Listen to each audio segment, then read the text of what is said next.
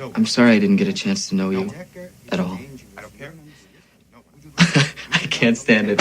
Have you ever seen a body like this before in your life? She happens to be my daughter. Oh, well, then I guess you have. Coming down? Yeah. No, seriously, listen, if there's ever anything I can do for you, or more to the point, to you, you let me know, okay? Can you hammer a 6-inch spike through a board with your penis? Not right now. A girl's gotta have her standards.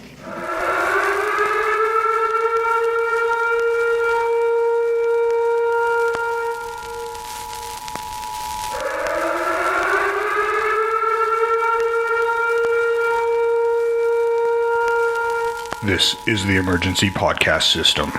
This is not a test. Movies are bombing all over the country. They are posing as movies you already know. They may already be in your theaters, your neighbor's home, or even your own. Do not panic. Specialists have been dispatched. They will help you identify these pretenders and defend you against this invasion of the remake. Please stand by for further instructions. Welcome to the Invasion of the Remake podcast, where the smartest people are in the room. And me. And Tyler. Welcome back to the show, Tyler. It's been a while. It's been a minute. Thanks for having me back.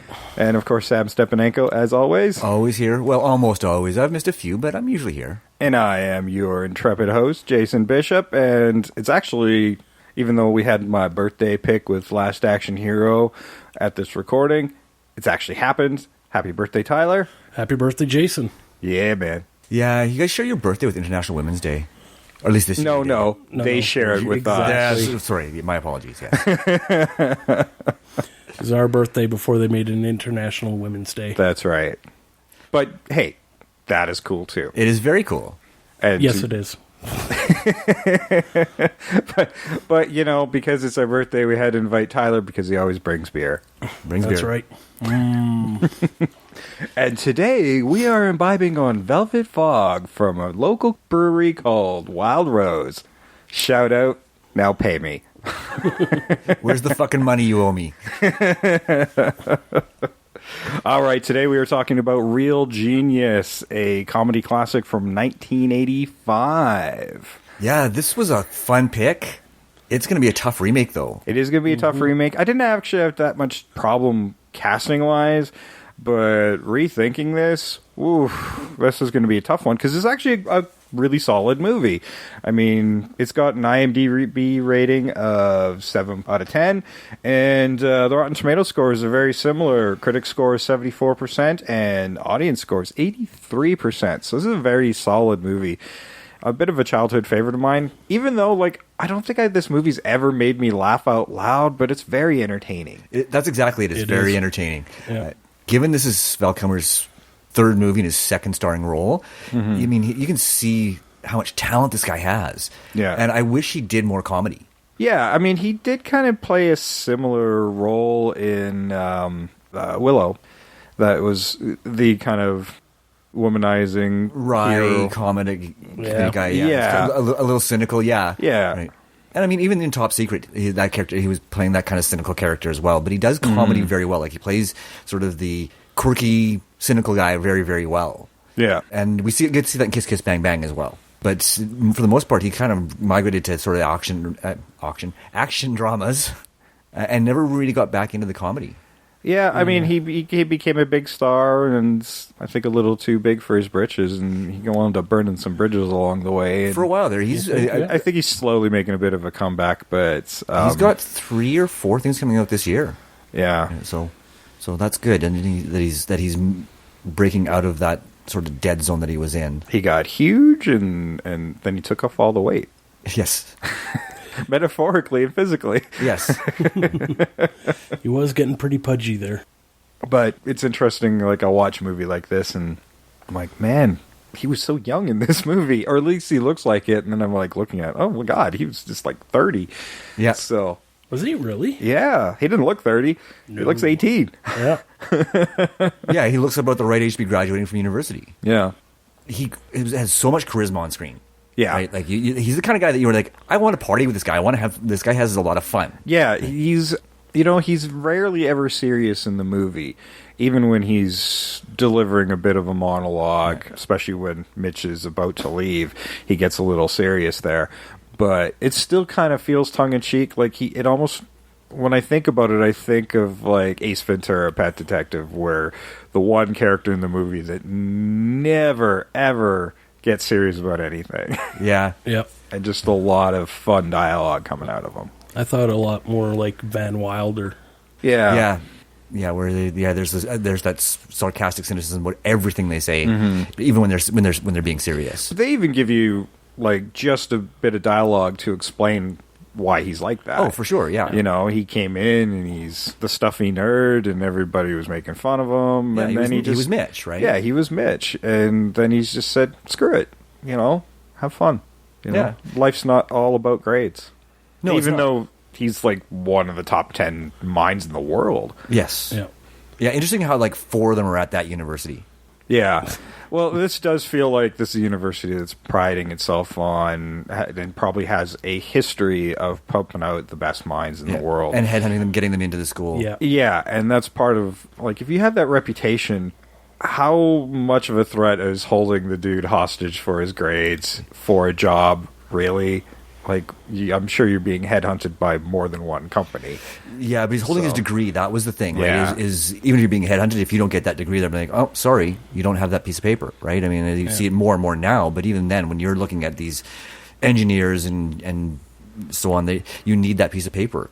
Right? Yeah. Even back then. Yeah, and the dark side about this movie is the Professor Jerry Hathaway is headhunting all these really intelligent students to work on a Black Ops project, Yes. essentially the power source for a weapon, a space weapon, which I guess would have been Star Wars when you think Ronald about Reagan era. Yeah. Like, when was Reagan talking about Star Wars? Right about then. So was this? Do you think this was a commentary about this? 84 to 88 was when he was in his second term. Yeah. So it'd be right This about the movie middle was of it. 85, Yeah. so they would have probably just even in the first whispers of this, like, hey, that's a really good hook for our movie. Yeah. Yeah.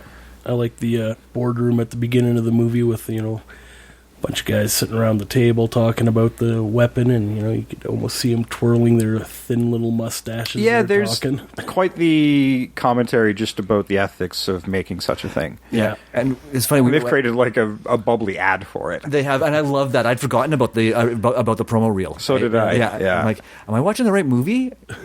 For just a second there, I'm like, oh yeah, the promo reel. Yeah. But Val, I was watching it, and Val came downstairs right at the very beginning of the movie because she loves it, and she watched it with me.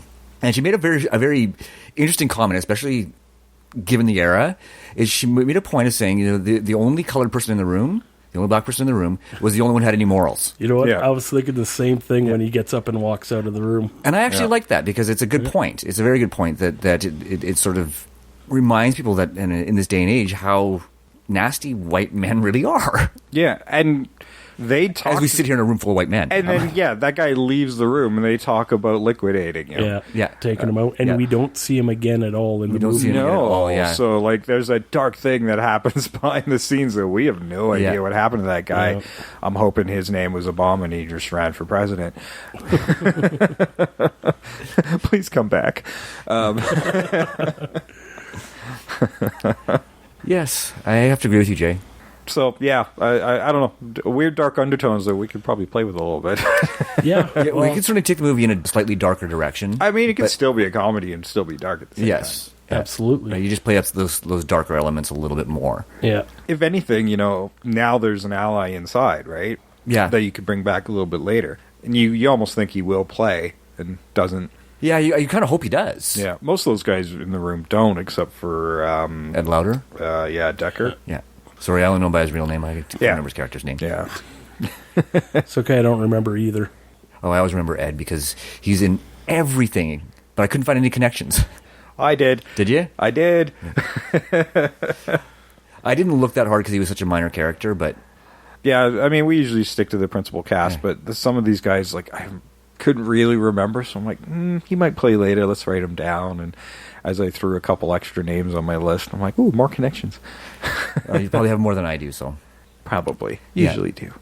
no, usually we balance each other out fairly well. Lately, but, yeah. you're doing good. But I I kind of like Homework Sam. Yeah, you know what? I actually have a lot of fun doing it now that I've started doing it. It's a lot of fun usually, but I just didn't have time to do it. Sadly, I didn't get to do a lot of behind the scenes research into the movie, being the weekend that it is. Yeah, yeah, Time was very limited this week. yeah. But yeah, no, I didn't. I started looking at it, and I'm like, oh, he's such a minor character. I'm not gonna. Well, okay, Real Genius. The story and screenplay were written by Neil Israel, who mainly wrote Police Academy movies, and Pat Proft, Police Academies as well, and Naked Guns, Hot Shots. So, given like these movies that I'm just naming, this is actually a very subdued one. It is very subdued. Yes. With all that slapstick, over the top, almost non sequitur comedy that those movies are. Yeah, and I mean, I remember Pat Proft was also responsible for Top Secret, which was Val Kilmer's first starring role. So obviously he enjoyed working with Val. At that point, Val must have been a good guy. And then I'm sure he had something to do with the casting of Val Kilmer in this role as well. Yeah, most likely. And this was directed, and hey, Women's Day. Martha Coolidge directed this movie. She's directed things like Valley Girl and the pilot to one of my favorite short-lived television series, Sledgehammer. Really? Really. Nice. Again, another non sequitur, over-the-top slapstick comedy. Yes. Yes, very much so. There's a pattern forming behind the scenes, and it's amazing this movie came together the way it did. It really is. And and two of her cast members from Valley Girl are in this. Deborah Foreman, who plays the general's daughter, is in it. And then the girl who plays Jordan is also in Valley Girl. So obviously she enjoyed working with them. Oh, okay. Right? But she swapped them out because Deborah Foreman was the lead in Valley Girl, and then Jordan was just a secondary character. And they've obviously wanted to flip it up and give... Well, you know, directors like to reuse their actors. They kind of wind up getting their own little troupe of actors they like to work with. So it's true, yeah. Interestingly enough, neither of those women actually ended up having like a substantial career after that. I think that the young woman who played Jordan did like 3 or 4 more movies and then dropped off and moved back to Canada. Yeah, Martha Coolidge wound up going to more of that director for hire thing, and doing a lot of television directing. So where you don't have a lot of choice in who you're going to cast, because it's really everybody's there. Exactly. Yeah, you're working with a pre-built cast, and so on. So you might have a say in like a guest appearance or something, but most of that's already done for you by the time you get there. But nature of television. Yeah. The movie was budgeted at $8 million. It grossed $13 million in the U.S., so not an initial hit, but I do remember this being a big rental movie. Oh, it was huge. Oh, yeah. I remember working in the video store, and it was always out. Yeah. Right? Just because it's one of those things where people go, I really remember enjoying that movie. Let's rent it again. Yeah, and I think that's one of those movies that came out, and it just... Yeah, you see it on television and stuff, and I think it grew its audience that way more than anything else. I mean, I was a teenager when this came out, and I don't remember a lot of marketing for it. Right? I remember some, but it was one of those under the radar comedies, right? Because it's one of those things that certainly at the age I was at, I would have loved to have seen. Yeah, you might. Tyler's a little younger than us, so you might have a little tougher time remembering that. Yeah, no, I don't remember any marketing with 12 this one. or 13 maybe, so... Yeah, I would have been 9. Yeah, it's a little tougher. Yeah, definitely not the target audience for this movie. No, I mean, there's still... I don't think it was more than a PG-13 movie. No, there's no nudity, there's no graphic language. There's innuendo, but that's about it. Yeah. So, I mean, there's nothing really wrong with it, but they were probably targeting a more adult audience, because there were a lot of like raunchy sex comedies coming around that time, and I bet you some of the advertising was trying to capitalize on that a little bit. Yeah, and that might be where it failed too, is because if people were expecting something a little raunchier, and instead they got it as kind of a smart, funny movie. Yeah, how do you market basically a nerd movie, but the nerds are the cool kids, and you would think the Revenge of the Nerds had already happened at this point. Yeah. So, but it was also a raunchy comedy too. Yeah. Right. And that's the big difference. Is this one is actually quite smart. Yeah. Oh, the scripting on this is tight. It is very, very tight. Yeah, no, the dialogue is snappy. I was just still wowed by how tight that script was. Yeah, and that's going to be our challenge is how do you take a script as solid as this one with such great dialogue and then try to redo it without just basically copying it. Well, and that's the thing. Like, what's the invention? I mean, I'm guessing something that gets twisted into something about warfare, because they do make comedy or comments on the guy who's living in the closet. Yeah, there's a guy living in the closet. And now that means something completely different. But this guy was literally living in a closet with a roller coaster type of Batcave entrance to his secret lair, and he was the star pupil who kind of cracked and just created a secret lair to decode contest entries. Yes, yeah. Well, Laszlo's an interesting character, and in our remake, I'd like to do a little bit more with him. Yeah, I would too. And I love the actor who plays him. He's always so much fun. Yeah. Yeah. I got the feeling like, I don't think he was that much older than some of the cast in there, but I got the feeling he'd been in that closet for quite a while, sneaking around. Yeah. I don't know how he lived, to be honest, how he was able to finance all the crazy gadgets that led to his lair. And that's part of what you want to develop is Well, I guess the contests finance that. Yeah, and that's the thing is they didn't really set that. They set that up really well in the sense that it's like what he was doing. But is this something that he's always been doing ongoing, or is he? This is sort of like, this is my first chance to sort of really take advantage of it. They make it seem like he's only entering the Frito-Lay contest. Yes, Like there's got to be other ones. yeah. But this the point that he was making was that you can enter as often as you like, right? Yeah. So and he did. And yeah, so he did, and he figured out the averages and based on how many entries he'd submitted and stuff like that. Which again, smart script, not just I'm just going to enter a whole bunch of times. They figured out the science of it. Yeah, and he figured he was going to win the car, and he didn't win the car.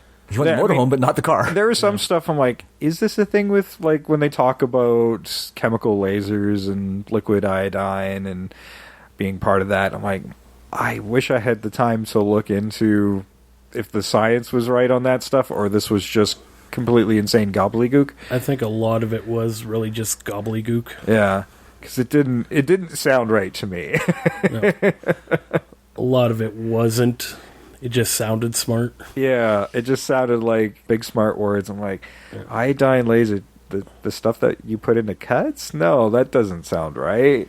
Yeah, I mean, yes, you can crystallize iodine, but I wouldn't think that would be a good focal source. I don't know enough about it to say whether or not it was true or not. I mean, it sounded legitimate, and I'm sure there's a basic foundation that's legitimate. Yeah, but how much research are you going to do into ensuring that the science in a comedy movie is accurate? Yeah, and I can assure you we did 0 for our remake. So we will be just like the movies. We're going to make shit up. Yeah, we're going to make shit up, and we'll let somebody else do the research.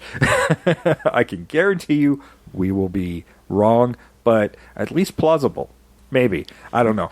We don't even know what our science is going to be. We don't even know what our MacGuffin's going to be. I mean, I guess with the resurrection of Space Force, I mean, the same hook is still viable. But, I mean, I think the technology's there at this point. Powerful lasers and focal mirrors. I mean, we could look to the other side of the galaxy now just with the telescopes we've got. So you can pinpoint a house just with Google Maps.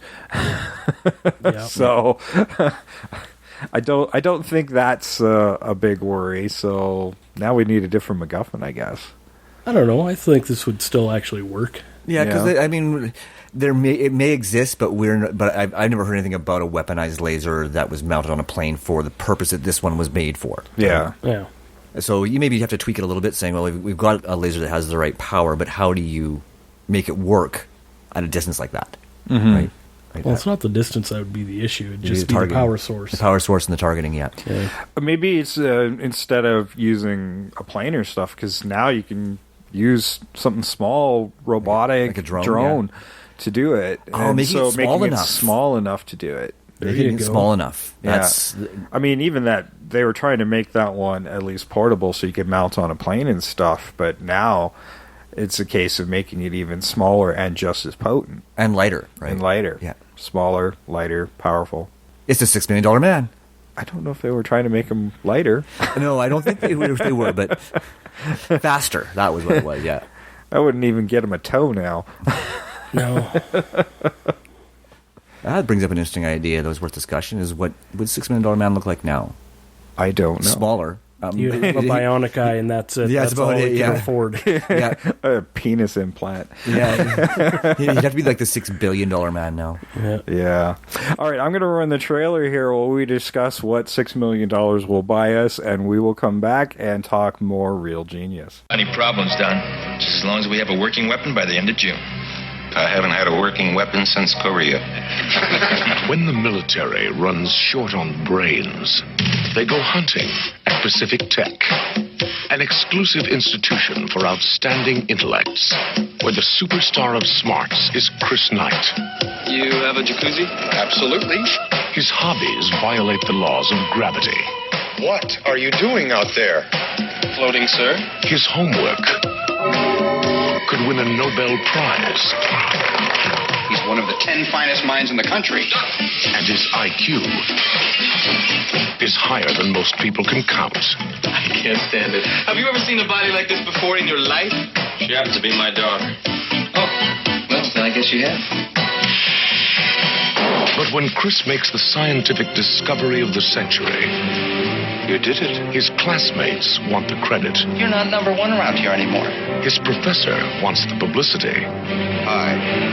That's it. And the military wants to use his discovery as the ultimate weapon. This is not good. So Chris is about to turn getting even into a science. And show them Roger. Open bomb bay doors. they should never try to outsmart a real genius.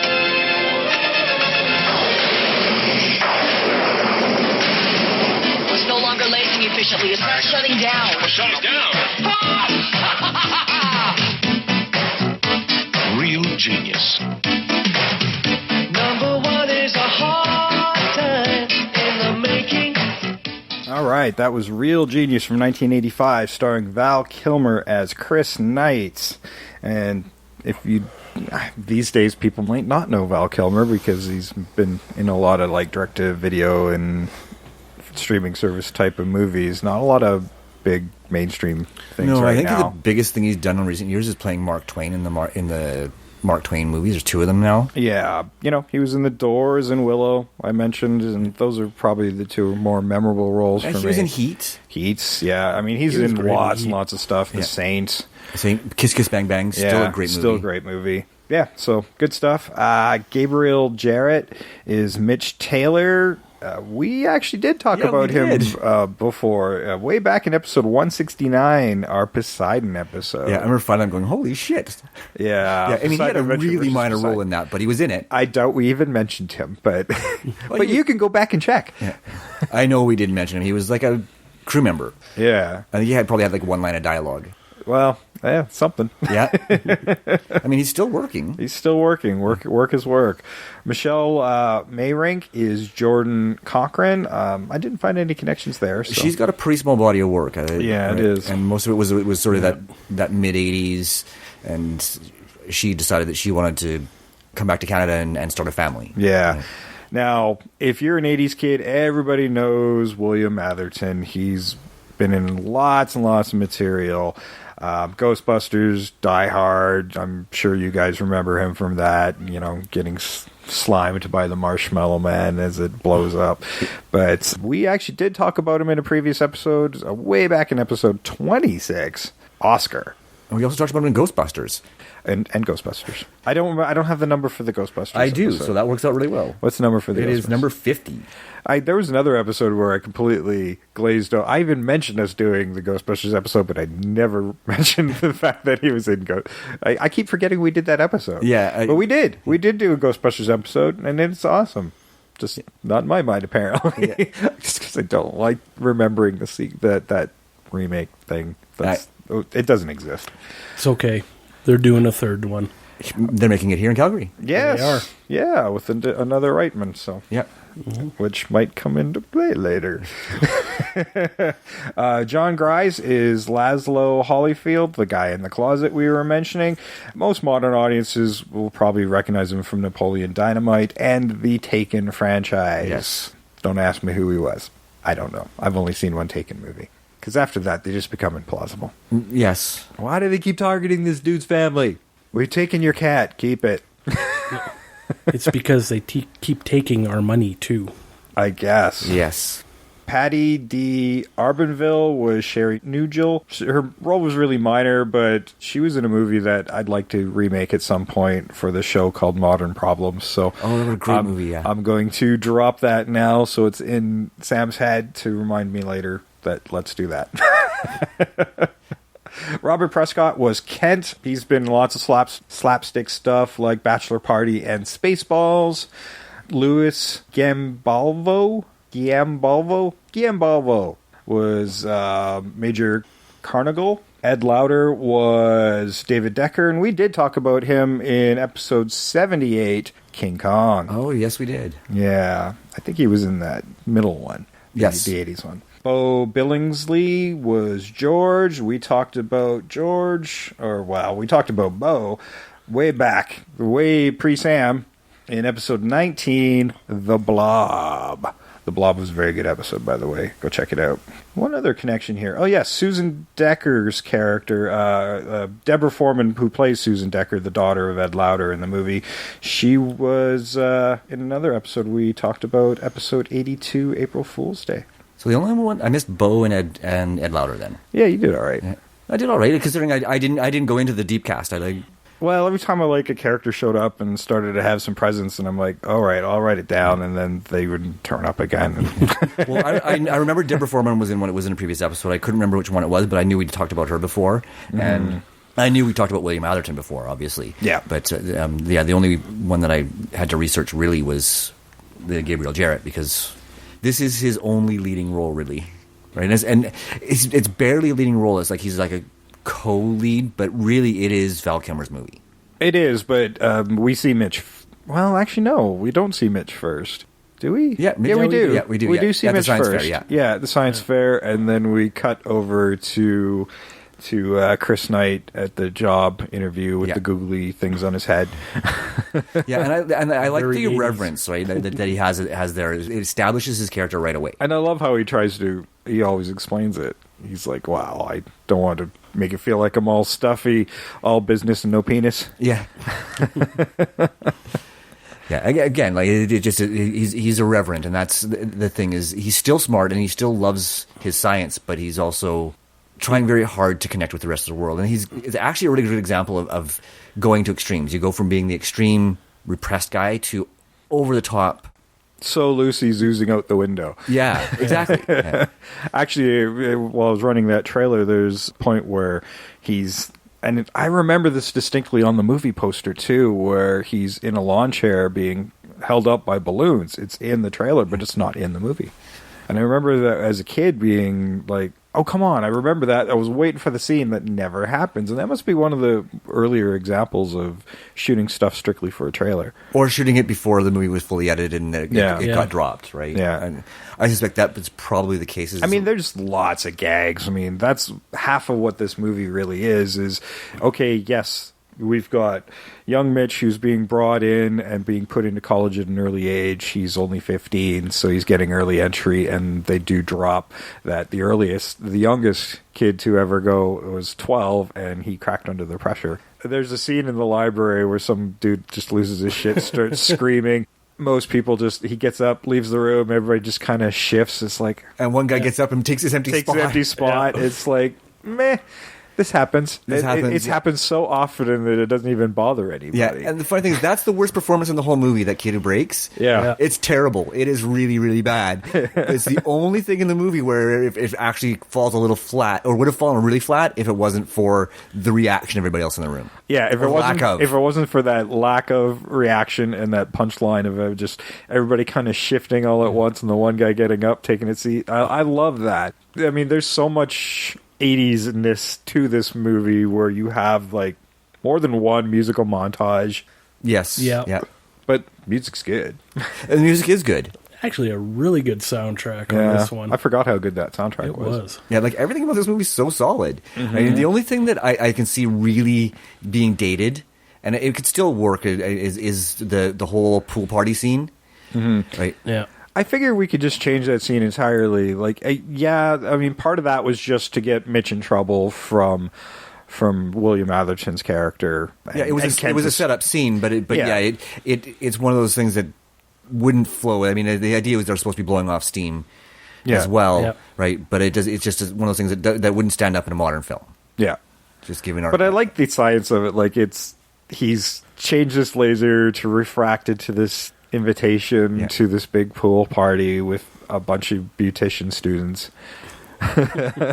Yeah, and that's the only part where you have to change. Is you can have the party, right? Yeah. But you have to sort of remove the reference to the stereotype of the easy woman, right? Yeah. For the beautician. I think if you just change that up a little bit, where it's just a party. Yeah. I mean, that's all it really needs to be, because just turn it into a rave, man. Yeah. I mean, Hathaway he's just so stiff, and he wants his students working all the time, 24/7, because all he cares about is his project getting delivered to the military on time. Yeah, because he's already spent the money. Yeah, he spent the money. He spent it. He embezzled it. He embezzled a lot of it, because he's building a new house, which is all set up for another gag. I love how they will play the long term on a gag. Mm-hmm. Yeah. Yeah, they set up the whole final scene there, like quarter way into the movie. With the whole bit about the popcorn, it seems like it feels like a throwaway line. It does, yeah, exactly. Chris Knight visits Hathaway in his new home, and he's got a bag of popcorn, and Hathaway's got some illogical fear of popcorn. If he's setting that allergy or something, it's the smell. It's the smell. He hates it and smacks it out of his hands. So, believe it or not, this does come to play later on in a violent and criminal way. Yes. Everybody loves Jiffy Pop. Product placement. I love how they do put the product placement in here.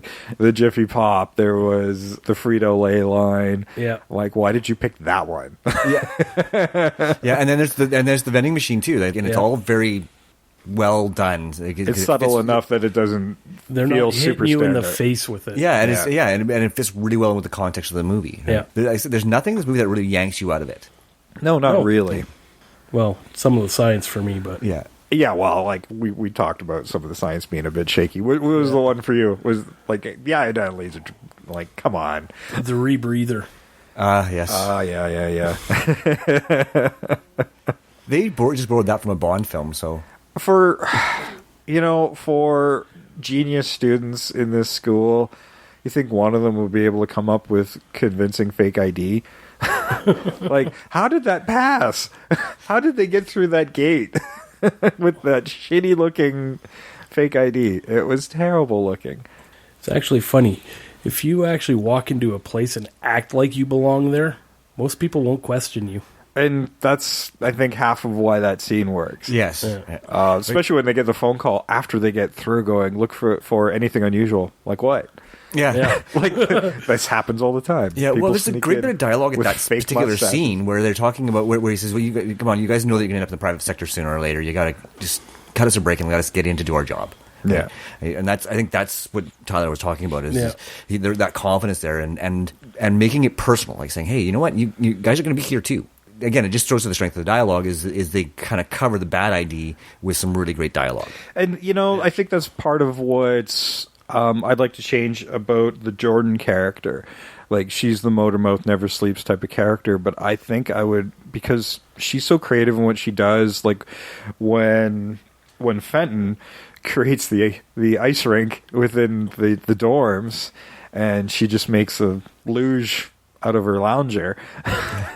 She's constantly inventing and that sort of thing, but she's the one who makes the IDs, so I would maybe lean her towards being a photography or something creative. Like one of her many hobbies. And establish that early on, so when she makes a fake ID, she can make a good one. It would actually make sense. Yeah. And if they're all geniuses, I mean, at this point, there'd be fingerprints and barcodes and all sorts of bullshit. So they're going to have to get really fancy these days. Yeah, I like the idea of establishing that early on in the movie, that she is into photography. Maybe you know what? Maybe instead of her knitting Mitch a sweater like she does in the original, is maybe she says, "Hey, I made you this today," right? And she's already taken a photograph of him at the ice rink or whatever, right? Oh, no. She's taken a photograph and then turned it into a 3D model rendering that she's made out of, like, a 3D printer, maybe a sand printer or something. Yeah. That could work, yeah.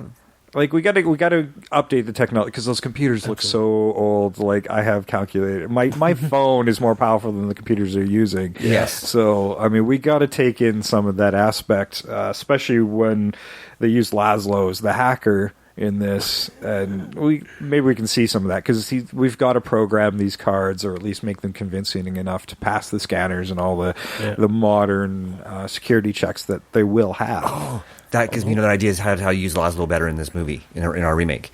Is he's already in the government databases because he's watching for other instances of universities using student technology to create weapons, like with him. And we already know that's what made him snap. Exactly. Some of his technology was misused. It all feeds into that motivation anyhow. Yeah. Right. And then, but this one's so under the radar, he hasn't found it yet, but that's what brings him to the bar, is he's found that reference. It's like, where's your guys' laser? Because I just read something about a mobile laser, right, kind of thing. We can set up that dialogue a little bit differently. Well, and it's his quiet suspicions that kind of draw him into them as well. Yeah, right. But you could feed that out, and he's already in the databases, which makes it easier for him to hack in and get all that information. Yeah, just kind of make him like an underground hacker, keeping an eye on things. Yeah. It gives him a little more motivation and makes him a little more interesting too. I mean, he was fun, but he was lacking so much development. It was hard to relate to him. I would like that maybe that particular room has had this huge cycle of students getting kicked out because they keep tracking hacking activity to that room but can't find evidence of it, so they're constantly kicking out students and stuff because they can't find it. Yeah, you could set that up, part way through before you sort of discover what Laszlo's doing, and Chris and Mitch are talking, and it's like maybe it's a big room, like because it's a big double, right? Yeah. Maybe it's like but nobody ever can stay in this room. Yeah, because the Phantom Hacker. Yeah. I kind of like that. I mean, add another fun sub element to the whole movie. Yeah, or there's just some sort of surveillance happening in there. We got to fix Kent too because he's such a over-the-top brown nose. Yeah. He was actually probably the least likable. He bogs down the movie. He does. Yeah. Although, you got to keep the scene there where, they use his braces as an antenna for a transmitter and he talks to Jesus. I think that's good. Oh, yeah, no, I like to see him as more subtly malicious. Yeah. Yeah. Right. Well, I mean, if he's a genius student, he should come off a little more elitist. I mean, he does in private when Hathaway's not around, but he's easily bullied around by Hathaway. Yeah, and that's because he's constantly looking for Hathaway's approval. So and you could still have that element in there, but you don't have to make it so over the top. No, right. I think we should still make him the right-hand guy, but at least our Hathaway should at least have a little more respect for the guy who's so willingly following him that he actually knows more and of what's going on than anybody else. Yeah, and I mean, he's complicit into the crime. He's complicit, and he's less capable than the others. And they suggest that in the movie, but they don't do it very well, right? Because he's not really involved with the development of the laser. He's the one who makes the mirror, right? Yeah. Like he's more like an engineer than a scientist. Yeah, and I'm no slight to engineers. Don't get me wrong. Yeah, because I'm not one, and I couldn't do it. No, but yeah, I think that he's less into the pure science and more into the engineering aspect of it. Yeah, well, and he's very much the guy who's going to steal your ideas and take credit for it. Yes. And then Hathaway is going to do the same to him. Yes. Right. Yeah, and you need him to be like that whole bit where he sabotages the laser. That's a really important scene because that establishes how Chris comes up with his breakthrough with the liquid nitrogen. That's true. Yeah, we have to have that, and I do like the one-upmanship of these pranks that are happening because you get these malicious sabotage moments that Kent has, and of course Chris is one of those. Well, let's get even type of guys. Although the blowing up the laser when he has it figured out and he gets it up to power really breaks Chris for a little while. Yes. Right. And it's important because that's part of Chris's arc. Right? Yeah. Right? And that's why that moment of sabotage is really important. But him spazzing out in the lounge of the dorm where he keeps his liquid nitrogen, frozen nitrogen, and then it pops out of the fridge and he sees the canister. We've already seen him use it once. And again, that is that great placement where a gag comes back later. Yes. Yeah. Where he takes this tube, this frozen liquid nitrogen, cuts it to that perfect. It's frozen in that perfect coin size to throw into the machine just so he can get some coffee. The irony is that liquid nitrogen probably costs more than a quarter it would have for his coffee. But I'm sure those labs, he just stole it from a lab. Misappropriated it. Because I mean, if you're brought in on full scholarship, a full ride, and you're on a project that's being funded, you're probably giving a lot of extra perks for side projects. And I think these students get a lot of freedom for their inventions and stuff, because then the university can get rights to patenting it. Exactly, because stuff developed on university typically remains the property of the university. Exactly. The individual. Yeah, so I'm sure they would fully support any ideas. And I mean, there's lots of stuff that's kicking in the room where Chris has invented things just to avoid responsibility. Yeah. He even says that as a line. Yes, yeah, because his brain still works that way, and he doesn't have fun to break the monotony of doing the stuff he doesn't really want to do. Yeah, I mean, he built a drone before that was a thing. Yeah, using fan blades. Yeah. Yeah, but it's great because it establishes his genius, right? Yeah. That's the whole thing. Is there's all these great scenes that also set up their genius, right? Mm-hmm. Mitch with the science fair, right? Yeah, where he was already working on lasers. Yes, and he'd already broken out of the mold as far as laser technology goes with that particular science experiment. Yeah, so it establishes him really well, and so he could already be well on his way to miniaturization. Yeah. Which is what we were kind of looking for, is to make it smaller. So you can just sort of turn that a little bit so that it makes more sense in context with our new MacGuffin. Yeah. Cool. All right. Because, I think the general structure of this movie is pretty good. So we got a new MacGuffin. We've fixed Kent somewhat, where he's more of the modern college bully type, maybe slightly jockish or just elitist, maybe. And a little bit of a rat. I still see him going to Hathaway and ratting out Chris and the rest of the gang when they're not doing their jobs. Maybe we can have a little subplot where maybe the sororities and things like that. Like maybe this is like the super genius version of Skull and Bones, right? Yeah, something like that, and make him less so overtly dorky. Because when you talk about the stereotype, mm-hmm. he was the epitome of that stereotype, right? Of 80s nerd, right? Of 80s nerd, exactly. He wears a dickie. He has the braces. He has the Coke bottle glasses. Yeah. He has the slicked over hair. Like, everything about him screams, this is our geek. But here's this tall, fairly imposing guy. Like, if you would have used him that way, you could have totally bought it that way. Yes. Yeah. And he plays that type of character in Bachelor Party, actually, sort of the bullyish kind of guy, right? Yeah, I mean, this is the guy that takes credit because he got the genius to do his homework. Yeah. And I think he's that kind of guy. Like, he's not capable, as smart as the rest of them. Yeah, he's capable, but not anything like these guys. He's nowhere near their class, even the guys he hangs around with, but they're his toadies. Yeah. Yeah. He's the project manager. Yeah, you're right. He's a project manager. And how many project managers do we know that don't know shit? I'm not going to say anything because I don't want to piss off any of my project manager friends. No, really, project managers do have a role, and there's a good project manager knows that they need to delegate to the people who know how to do the things that need to be done, because most projects require... He's not one of those. No, he's not one of those. No, but he's the toady. He's the toady to Hathaway, right? Mm. But a lot more subtly than portrayed in this movie, because it doesn't play as well now. No. That's one of those things that feels old. Anytime you see like whatever their modern technology is, like, oh my god, the monochrome computers with the tiny screens, and I'm like, holy Jesus! And that was high technology back then. It was. Yeah, I mean, they had green screens, but green text. When I remember all of the computers that I used to sit on in the 80s, where only had orange text. Yeah. Those were the IBMs. Yeah, and the Apples. Apples did orange text? Well, Apples did orange text because that's what I had in high school. All the Apples I was on had green. I don't remember. Yeah, but you're younger than I am, so... That's true. And better looking. I'll give you that. Okay, so... Yeah, what are your favorite moments in this movie? I mean, I did like, even though it makes no sense, the skating rink. Oh, I love the skating rink, and I love Ick. I want to do more with Ick in here, too, because they kind of set him up at the beginning with the ice rink, then he kind of disappears for a while, but he's really Chris's right-hand man, right? And then he plays out for the final act of the movie as well. But that middle act, he's kind of missing. Oh, Fenton's the same way. Like, he's there and then he's gone, and you might see him in the background of the pool party or whatever. Like, they're not completely gone, but their relevance goes away. Yeah, especially. And I mean, the funny thing is Ick is somehow part of the laser team, but he's not there at that initial scene.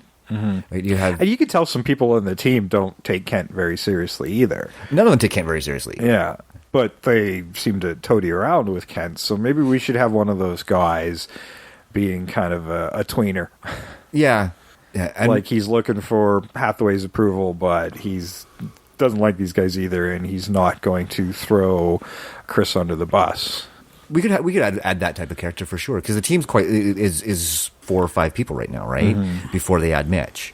Yeah. Right? So yeah, you could have one sort of playing that middle ground, trying to have his cake and eat it too. Yeah. What was your favorite scene, Tyler?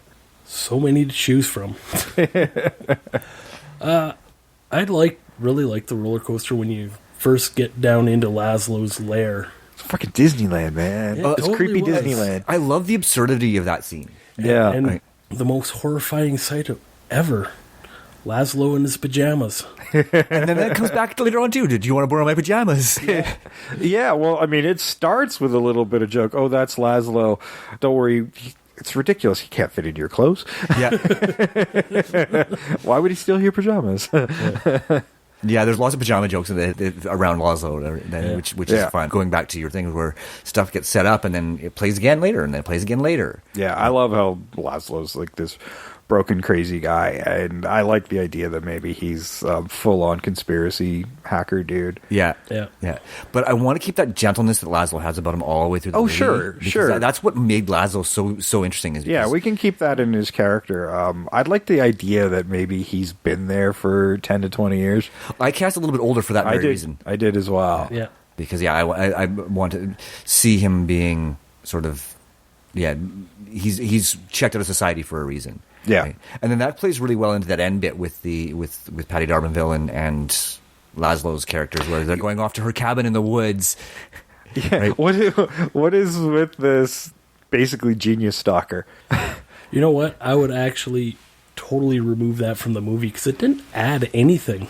It did. It actually had set up. It set up two things. It set up the relationship between Laszlo and her, obviously, right? Yeah.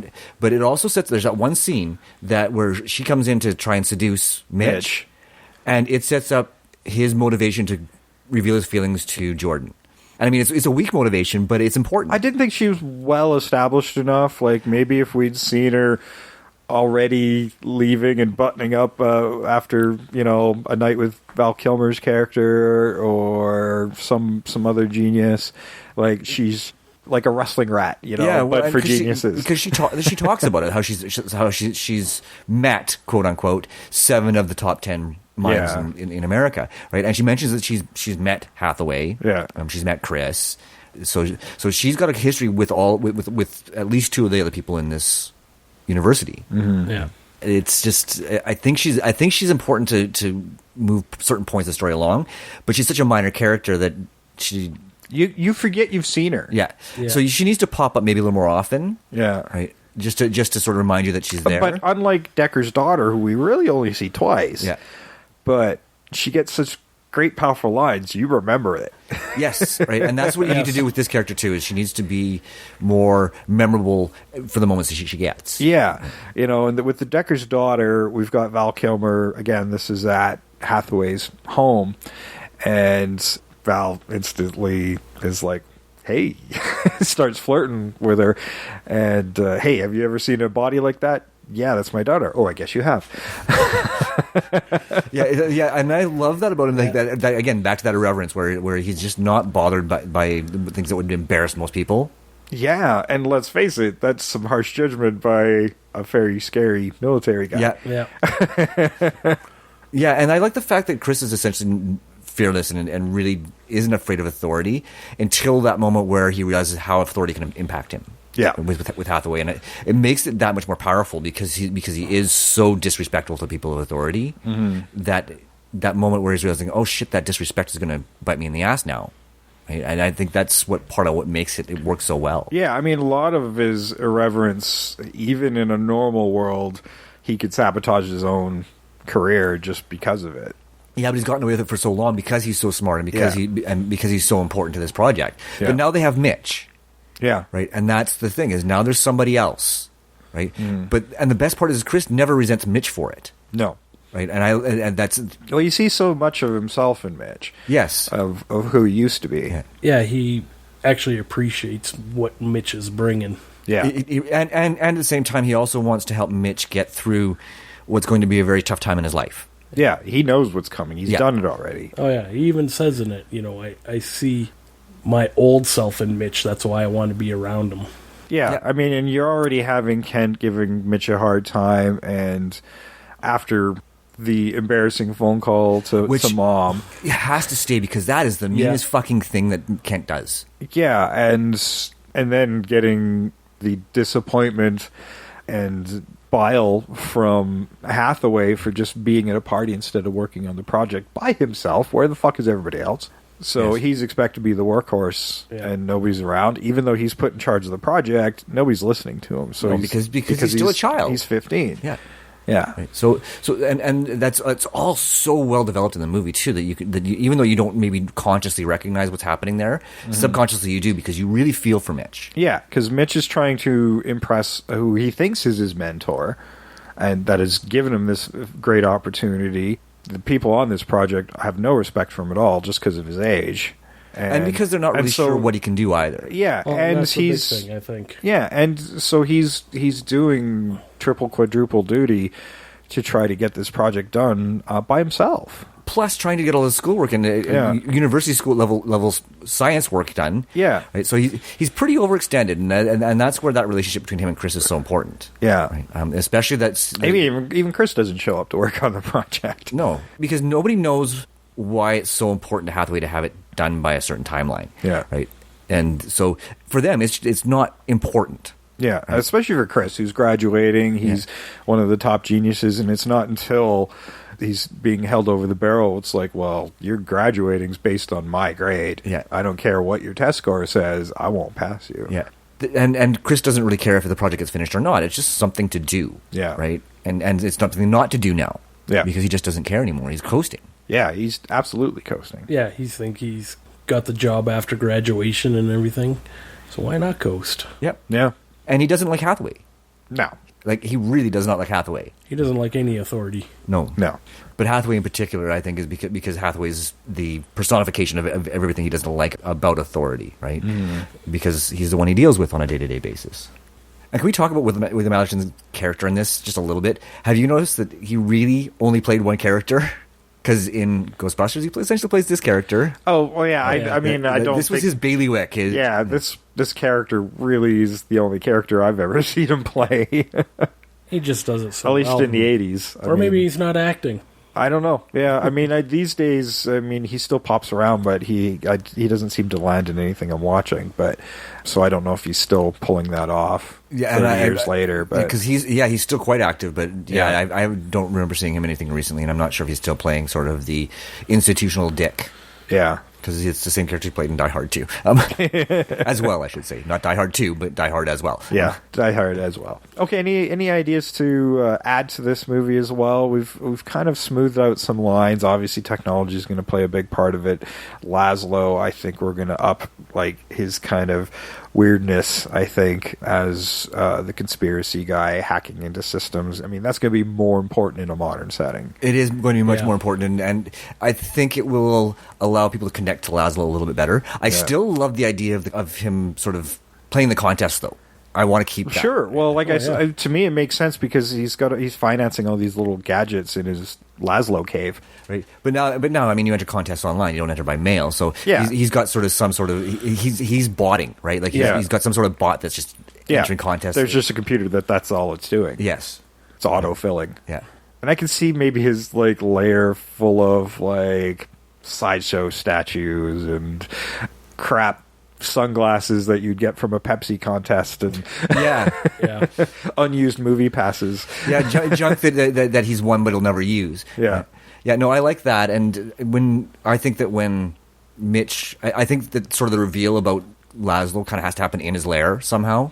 We have to sort of figure out how to make that happen, because one, you can't have that moment where he walks in on Mitch and Chris while they're studying with the box of contest entries, because now we're moving it over to a computer, right? To me, it didn't make sense that Mitch could sneak in, go through this whole roller coaster thing without some alarm, or because that gives off a lot of noise. But even if there wasn't, you think there'd be a sensor there, and honestly, you would think the car wouldn't even been there because Laszlo's down there. Yeah. So the car should have been set on his side, not the other way, unless there's two carts that kind of meant for that are cycle through. But why would you if you're living by yourself? Yeah. So I really liked his weird cave, but didn't make a lot of sense. And that's okay. I can live with not making sense sometimes, to be honest, because the roller coaster has to stay. Yes. Okay, fair. But yeah, I think that maybe there's this moment of reveal where Chris says, "Let's go meet Laszlo," instead of having Laszlo kind of introduce himself. Yeah.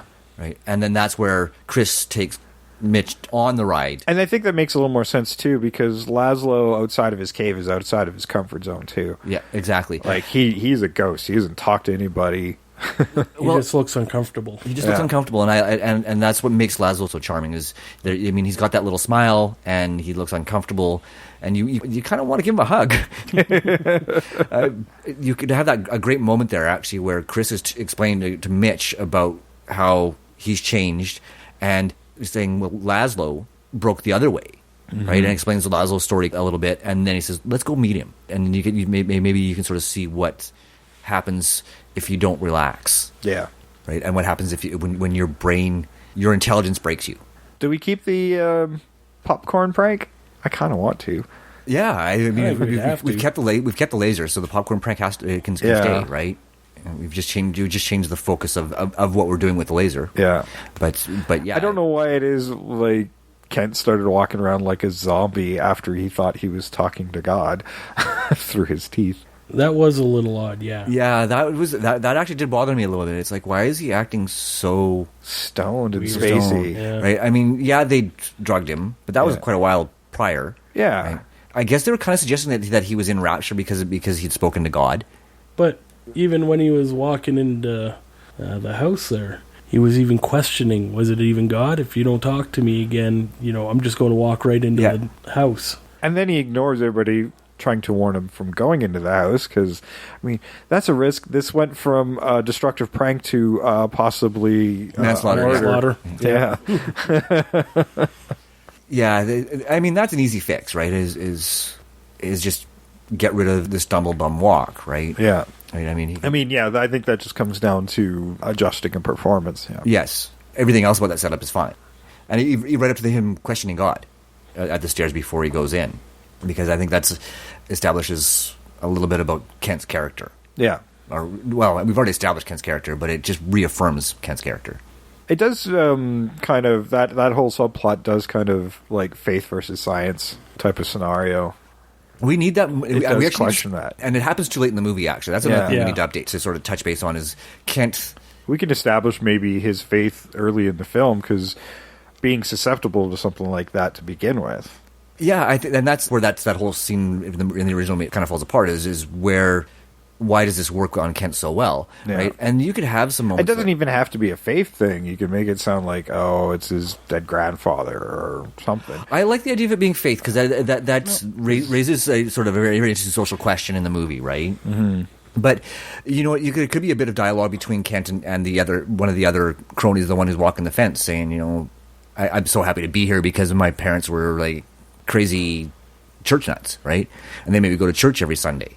Right? Mm-hmm. So it's sort of established he's got a religious background, but he doesn't have a lot of faith in it. And then to have it turned on its head later on in the movie would, I don't know if it'd be funny or not, but it certainly would lend some strength to that scene. It would. Right? Is that he's rebelling? He's rebelling against that super religious upbringing that he had. Mm-hmm. Right? And it actually, that worked out really well, because that gives you a very interesting juxtaposition against Mitch's family, where his parents are really sweet but dumb as shit. Yeah. Right. And then you've got who's really smart, whose parents don't understand him. It's for different reasons, but the same kind of thing. Yeah. Right? Yeah. So you could almost have this thing where Kent and Mitch should be friends, but they're not, because Kent resents where one's Mitch. maligned for his intelligence, the other one's fully supported. Yes. Yeah. I like that juxtaposition. Yeah. Right? And it also gives Kent more motivation to dislike Mitch. Not like he needs any more, but it then explains how the viciousness escalates as he picks on Mitch. Yeah. Right? To the point where he publicly humiliates him with that phone call. Cool. I think I like that. Anything else that we need to tweak? No, really, all we've really done is kind of develop the characters and tweak the science a little bit. Yeah, I mean, we've changed the pool party a little bit. Yeah. Something that feels a little more modern. Yes. And I mean, it's a minor change, just... Yeah, sorority party, essentially, but you could still use the laser, as an invite. Yeah. Follow the light. Yeah. Yeah. Okay, cool. All right, this is the fun part. We're going to get to some recasting here. Poor Tyler didn't get a chance to do that because he got called into work. But if you, Sam and I will kick this off, and if you have any ideas, just jump in on the character and throw an idea at us. All right. Cool. Okay. You can make me start off today? Yeah, why not? Okay. As usual, I'm trying to not go to our go-tos, so I have a lot of people that we probably don't recognize in my casting, but you've seen all of them. Yeah. So for my Chris Knight, I went with Keenan Lonsdale. He plays Kid Flash in the Flash TV series. Okay.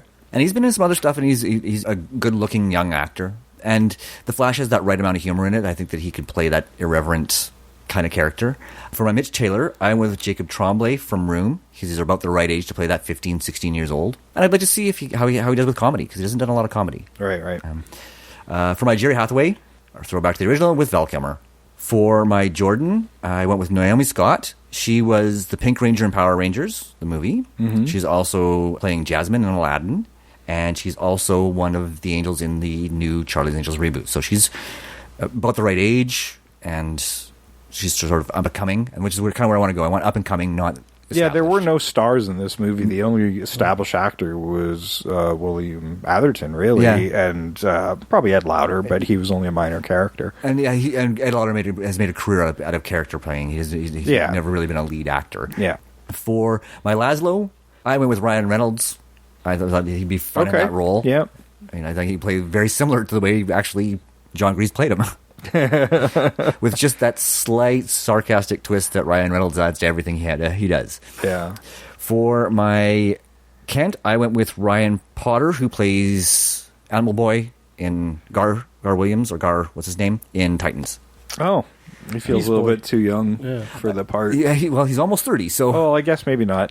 Oh, yeah, I'm thinking about it. Yeah, you're right. He's actually a lot older on that show. Yes. Yeah. I mean, he's plays somebody in his late teens on in the show, but yeah, I think he let him... He'd be about right, He'd be about right, yes, for Kent, and I thought he'd be fun to see him playing the anti-hero. Okay. I also cast Ick because I wanted to see him have more presence in the movie, and I went with Logan Miller. Okay. From Boy Scouts Guide to Zombie Apocalypse, because he's slightly goofy looking and very funny. Yeah. For my director, I went with Nicholas Stoller. He directed Neighbors 2.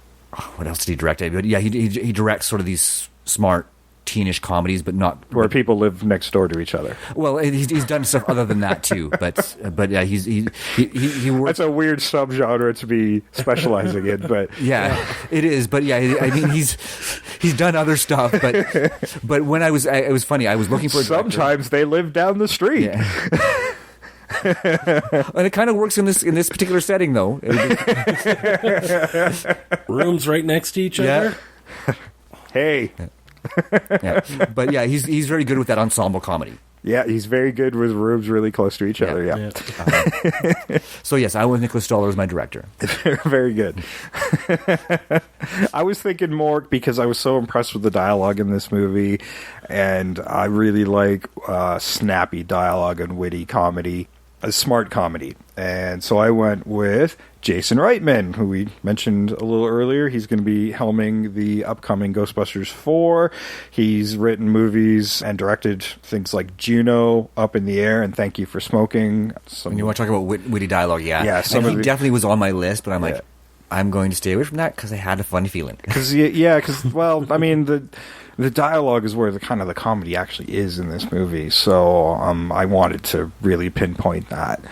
So, yeah, Jason Reitman as my director. For my Chris Knight, and Sam will like this because he used him last week. From Misfits in the Umbrella Academy, I have Robert Sheehan in the title role of Chris Knight. Yeah, yes. I will support that 100%. I didn't think you'd have a problem with that. For my Mitch, I actually had two different actors in mind, so I'm going to mention them both for Mitch because you got to have that younger, smart kids. And my first option was David Mazaz from Gotham and the movie Incarnate. He plays young Bruce Wayne. And the other one was Major Curta, who plays Dilton on Riverdale. Ah, good call. Yeah, I it's always so hard to cast that age because I watch so little programming. I don't watch Riverdale at all, but I was kind of going through the cast because I'm like, let's look at some college type TV shows, and I'm like, I saw him, like, hey. So I don't know if he's any good.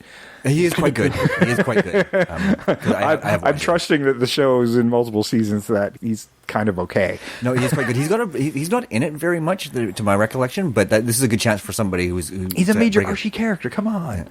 I've got Dilton getting his head ripped off on my wall. Archie versus Predator. Poor Dilton. Actually, I'm looking at it right now. It's a Full Metal something. Yeah, it was the final page from issue 3 of that miniseries, and I have the original artwork of Dilton getting his head ripped off by a predator. It's pretty awesome. Yeah. Apparently I need glasses. I can't see it. I'll show you before you leave. For Jordan, I went with Bex Taylor from the Scream TV series, and Arrow also plays Sin on Arrow. Very similar looks, I think, and she's got decent acting chops, so I kind of liked her in that role, and it's almost like that was made for her. So, I'm going to save Laszlo for last. For my Hathaway, although I like your option for Hathaway of just making it Val Kilmer, because he's turned into kind of modern day douche. But I went with Bern Gorman. He's in Pacific Rim, The Expanse, Torchwood. He's actually LA born, but mainly in British TV shows. Oh, interesting. He's got a really creepy nerd look to him, so he looks like he could be a bad guy, but a really smart one. I like it. It was a perfect connection to the original movie as far as I was concerned, just to drop Val into that role. Yeah. I really like that. For my Kent, I went with Taron Egerton from Kingsman. Because he just looks like he just looks like a dick. Yeah. At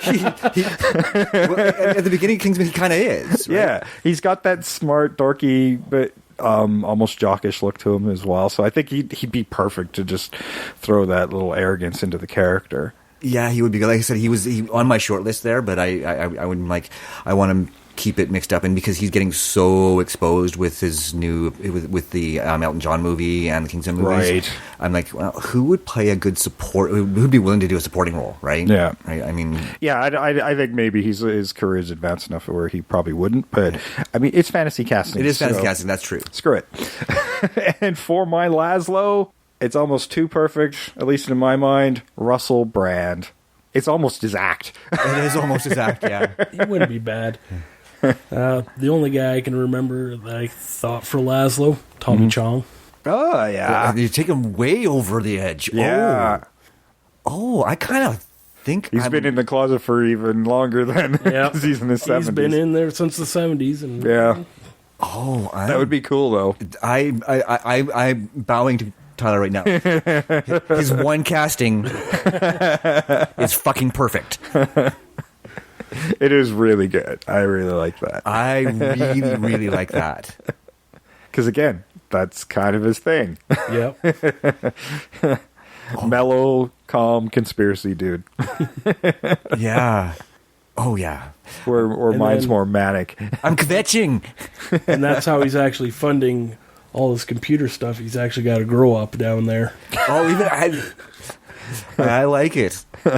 Always they're smelling skunky again. Yeah. I can play into the whole hacking thing. Is like they can't figure out why there's such a power drain on this particular dorm. Well, they just think it's like, oh, they made another ice rink. Nerds being nerds. He can be responsible for all these anomalies about this one particular building, even though the geeks the geniuses are also housed in the same building. There's still far more weird stuff happening there than they can figure out. I like it. It adds just yet another element to the whole movie. I like it. That's a very good one, Ty. Thank you. Sorry, you can't see the grin, but I'm grinning. That was genius. Used deliberately, for the record. Yeah, no, that's good. I really like that. All right, so last thoughts about Real Genius. I mean, this is a tough one because it's such a actual type movie, but I thought maybe the recast alone would be kind of amusing to do. And it was fun to do the recasting, and it was fun to sort of look at it and go, okay, well, there's so little that doesn't work in this movie. How do you improve on it? And sometimes just not trying to improve on it you just sometimes a little tweak here and there. Yeah. I mean, maybe there's an entire rewrite where you can pull off the same thing. You need some tight dialogue. You could change the setting into more of a corporate sponsored thing, which could work. I mean, rather than being a college level, you go slightly above to grad students, or just headhunting into the private sector, and then you get some of the corporate responsibility type themes, or opposite as well.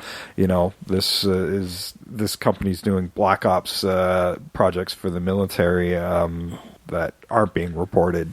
Yeah, and that takes it in a completely different direction, right? Not overly, but you can still keep all the irreverence. You can still keep the teams the way they were. The basic structure is, but now you've changed a setting that feels a little more familiar to most adults, right. and the modern world, because corporate responsibility is a big theme these days, because we're seeing lots of that bullshit happening. It's true. But I like the whole self-discovery part of being in university. That is part of what makes it this is part work. of the coming of age, but you can still have that at that age. I mean, especially if you're headhunting a 15, 16-year-old who completely skips the college level to go into the private sector, would be even a bigger leap.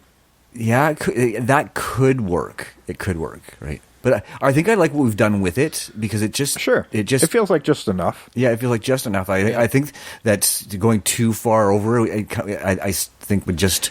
Well, I'm all for completely kind of taking the actual themes but reworking as well. As am I. I'm just not sure if this is done so well, but I don't think this movie's the one to do it with. Yeah, it doesn't feel like you're still pulling kind of the same shtick, and the setting doesn't really matter that much. It doesn't change that much, and the college one seems to work a little bit better for me still. It does. You're surrounded by more peers that way that you can play around with. Yeah, and then you have you have the dormitory, right, which is really the focal point of the whole movie is really that dorm and the lab where they're building the laser. Right, so having them in such close proximity really helps set up the rest of the movie, because they have easy access to Kent, and I love it when they bring his car into his room. But I mean, I think you could up the suspense of them sneaking onto the base to sabotage the project or retask the project. Yeah. I think it's a little weird that Hathaway finds the chip on the floor but no space for it, and doesn't say anything. And you don't think that's suspicious. Like, that should be setting off alarm bells right away. Well, maybe it just wasn't because it didn't play very well. And you've made a really good point.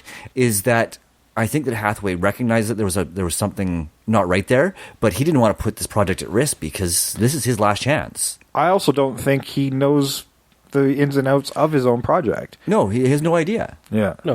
No, he has no idea. So, he's looking for his space, but he doesn't know where to look. He's just looking for an empty slot to stick it in. And hopefully nobody notices. Now, if he was a little more Dr. Smith, where he's trying to double-check things, it might... Sorry, keep going. Yeah. Because I had a thought. I did have a thought. You had a ding moment and it derailed me. Yeah, sorry, I apologize. So, there is a slot. Because remember, they're saying that the laser's not turning off? He puts it in there, and that's what causes it to not turn off and completely destroy his house. Right? There you go. Right? So it explains that malfunction. Yeah. Right? And then he can have that moment. It's like, oh, that's that chip I put in. Right? Like, you can sort of see it go through his head that he's responsible for the... Wait a minute. Even better. Because that was the original chip that was dropped. Maybe Mitch and Knight get about halfway. They get to the point where they've removed the chip, they've pocketed the original chip, and the other one, they're going to get caught. And he accidentally drops the other chip, and it's like, oh shit, they're hiding. And it is actually Hathaway who puts the chip, the new chip, where it should be. Even better. Hathaway is responsible for his own saboteur. I love it. Yeah. Yeah. Yeah. Yeah. So when they investigate, they pull a print off that chip. It's got Hathaway's all over it. Yeah. Yeah, and you could even have a moment there where Hathaway's going, geez, it's a good thing we checked. Nah, forget it. I'm not going to do it. The way Tyler brought it up plays better with the fingerprint, yeah. Yeah. And then not only does his house get destroyed by popcorn at the end, spoilers, he gets arrested. Yeah. Which he probably should have been anyhow. Yes. Right. He's misappropriating funds to build his house. No, I like it. Right on. Okay, that ending bit was bothering me a little bit, and I like that we've kind of shored it up a little bit. Yeah. Yeah. Okay, well, I think that does it for Real Genius. Thanks for joining us, Tyler. This was a lot of fun. Real Genius, 1985. If you've not seen this, go see the original. Watch it. It holds up remarkably well for a movie that is now almost 30 years old. Yeah. Well, no, 25 years old. Sorry, almost 25 years old. No, wait a minute. No, 35 it's 85. Years old. Yeah, we're over 30 years old. Yeah, we're old. 35 years old. Fuck, I'm old. Yeah. That's twice now that my head math has not been very good. I apologize. That happens when you get that old. Yeah. Yeah. Actually, I was really excited when you told me that it was going to be Real Genius, because I'm like, finally, a movie that I actually enjoy. I knew you'd be good with that. Yeah, and I'll be honest. As I was watching, I was like, "Oh, how are we going to do with this? What are we going to do with this? What are we going to do with this?" I think we've done a good job with it, right? And it was fun to do a movie that we do enjoy, especially for a remake, because usually we pick movies that we don't know well or that aren't very good for a reason. Because they need, there's a little nugget of idea. And trust me, we're going to get back to some shitty ones. Don't you worry. We're having a little bit of fun this month and picking some of our favorites. And sometimes it works, sometimes it doesn't. And sometimes you land somewhere in the middle where it's like, well, a little tweak, a little polish on the project that, as it is, can only benefit it. So, yeah. But a movie's only as strong as its pieces and its cast. So that's one of the things that really works about this movie is you have a really strong cast that gels well. Yeah, for the most part. Yeah, because even though Mitch, the actor who plays Mitch, kind of, you can tell he's inexperienced and he kind of overacts a little bit, he's still quite engaging. Yeah, he doesn't pop me out near as much as Kent does. So no. Kent was the character that really needed to change. No, because I think that inexperience worked for the character. That inexperienced acting just made Mitch more endearing. Yeah, because, here's a fish out of water story with him as well. Like, he's brought in at an early age into a college system, which is already full of a lot of pressures as it is, while you've got your raging hormones kicking in as you're entering your adulthood around kids a whole lot older than you that are resenting you for being put in that position. Speaking of which, am I the only person that actually had a problem with this relationship that Mitch and Jordan were putting together there? He's 15, she's 19. 4 years isn't a big deal when you're in your 30s, but at that age, that's a big one. That was one of those ones where I kind of went with suspension of disbelief. Yeah. I actually wanted Mitch to have a birthday, turning 16, because it made the scene with Patty Darbanville, the genius stalker, the cougar, even more uncomfortable. Yeah. Right? But when she said, "I've been waiting for 3 years for this," I think that they should have had like a birthday there. He turned 16, making him legal, if not, it's still creepy as fuck, but at least making it legal for her to do what she wanted to do. Yeah. Right? Then that makes the Jordan and Mitch relationship a little less uncomfortable. Yeah. And maybe she's just 18. Maybe she's a freshman this year as well, so she's only a couple years older than him. Yeah. Right? So that would make it a little more comfortable that way as well. Yeah. Right? Because they never established what level, like what year she's in. Yeah. Right? So she's a freshman, started early that year. She's only like 18, and people start university at 17 even. Yeah. Hey, you know what? Maybe when Mitch comes in, she just had her birthday as he's starting college, and actually the party they go to is a surprise party they're throwing for Mitch for his 16th. There we go. Bang. It all works together. Done. There you go. And then now we can play into that story a bit and make those establishments as well. Yeah. And how dare you take time off for your birthday party? Yeah, it just makes him look more like a dick. Dick. Yeah. I like it. Sounds familiar.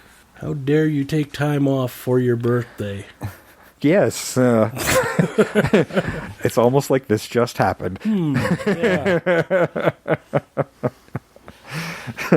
Okay, well, that was real genius, and we know we've got a lot of geniuses in our audience as well, because you're smart enough to tell your friends about the show and spread it out and get more people to join the invasion. And how you can do that is reposting, retweeting, and following us on our social media. At Invasion Remake on Twitter, Invasion the Remake on Facebook and Instagram, and Invasion the Remake at gmail.com if you want to email us long form your suggestions, your questions, your comments, and your corrections, and especially your fan challenges. Yes, we are way overdue, folks. We are way overdue. It's been a long time since we've done a fan challenge, so get those genius caps on and dig deep. Dig deep. I'm looking for something. I'm looking for something that fits in and is worthy of the fan challenges we've done in the past. Yes, because there are some tough ones. Meet the Absolutely. Feebles, Hard Rock Zombies, Paint Your Wagon, which is probably the kindest fan challenge we've had so far. Yeah. The musical Western with Clint Eastwood was the easy one. Yes. So yeah, you have your work cut out for you, especially with Hard Rock Zombies. It's got to be one of the weirdest films I've ever fucking seen. Yeah, so dig deep and don't be afraid to get back to us on it, because I'm looking forward to seeing what you've got. You can also help out the show by leaving a 5-star rating and a short review on your favorite podcast platforms. Tell everybody where to find us as well, because we're on a ton of those platforms: iTunes, Apple Podcasts, Stitcher, Google Play Music, TuneIn Radio, Player FM, Blueberry, even frickin' YouTube.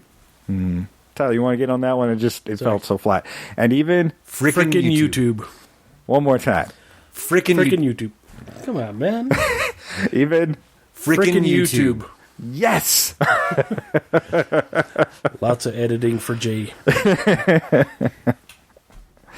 Even frickin' YouTube. We drop every Tuesday on your favorite podcast provider and every Thursday on YouTube. Not every episode lands on YouTube, or at least stays there. So if you want to make sure you don't want to miss an episode, hit that bell. You'll be being notified when a new episode lands on YouTube. All right. That was Real Genius 1985. Thanks again for joining us, Tyler. Thanks for having me back. Yay, Tyler. Underprepared as usual. Perfect. I was hoping we'd do Hudson Hawk. Ironically, we will be doing Hudson Hawk on somebody else's show. Oh. Yes. So look for that in the near future.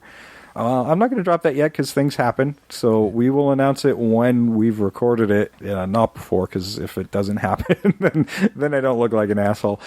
Yes. But right now there's plans for us to be covering Hudson Hawk on a different podcast. So look for that guest appearance in the near future. Yes, it'll be very different for us because we won't be remaking it, and that's why we're doing it on another show, because we don't want to remake Hudson Hawk. Well, it's funny that you say that, because perfection. I almost made it my birthday pick this year. So almost. But that wound up being Last Action Hero. And I'm glad we went that way, because that was fun. I think I'll take a week off if you do Hudson Hawk. You cannot remake perfection. I already got enough hosts not showing up, so... That's why I warned you. Sam's going to be upset. Yeah, so we wound up, we were given the option to go on another podcast and pick a movie. And we're like, hey, let's go over there instead, because we're big advocates for this movie that is generally lambasted. It's terrible. And they're all wrong. And they are, yeah. They're all wrong. And I was sure this year Hudson Hawk would win the Academy Award. You think that every year. I know. You do realize the Academy Awards only apply to the movies that came out that year, right? Yeah, but someone will finally figure it out going, what a legacy award, maybe? Is. Yeah. We missed it the first time. We need to give it to, Danny Aiello alone. Oh, yeah. Yes, definitely his best performance ever. I agree. All right, well, that was Real Genius. I've been Jason. I am always Sam. Still Tyler. And we are out of here.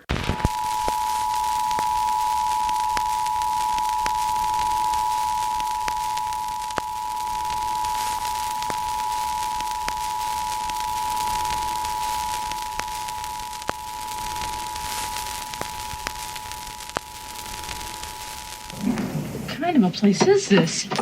Hi. Would you be prepared if gravity reversed itself? The only thing I can't figure out is how to keep the change in my pockets. I've got it. Nudity. I was here for a second this morning. You didn't straighten up the place, did you? No. Good. Because all my filth is in alphabetical order. This, for example, was under H for toy. What is it? This? It's a penis stretcher. You want to try it? No. I'm kidding. It's yet another in a long series of diversions in an attempt to avoid responsibility. I dropped off my luggage and now all my bags are emptied. You see, Mitch, I used to be you. And lately I've been missing me, so I asked Hathaway if I could room with me again, and he said sure. So I put all your stuff away in the bottom drawer there, shirts, pants, shoes. Had a little trouble with the sports jacket, so I threw it out. Duck! Nice reflexes. I'm Chris Knight.